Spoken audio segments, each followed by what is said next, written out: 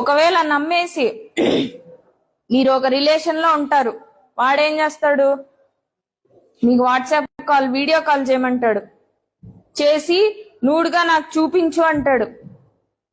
ఇలాంటివి కూడా ఉన్నాయి, చాలా మా దగ్గరే ఉన్నాయి కేసెస్.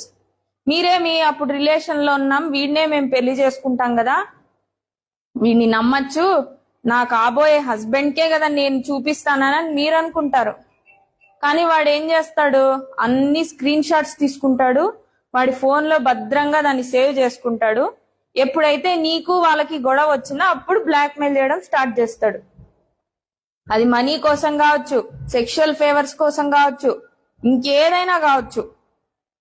లేదా మీరు వదిలేయాలనుకుంటున్నారు, వాడికి ఇంకోటి ఏదో రిలేషన్ ఉందని, అప్పుడు వదిలేయాలనుకున్నా కూడా వాడు దీన్ని చూపించి బ్లాక్ మెయిల్ చేస్తాడు. అప్పుడు ఏం చేస్తారు మీరు, మీ ఇంట్లో చెప్పలేరు, కొంతమంది రారు, చాలా వరకు పోలీస్ స్టేషన్ దాకా రారు, ఏదో కొంతమంది ధైర్యం చేసి వస్తారు.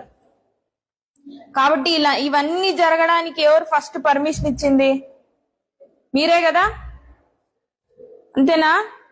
వాడు పెళ్లి చేసుకున్నా చేసుకోకపోయినా ఎవ్వరికి కానీ ఇలాంటివి చెయ్యొద్దు. మీ ప్రైవేట్ ఫొటోస్ అస్సలే షేర్ చెయ్యొద్దు. వాడికి అంత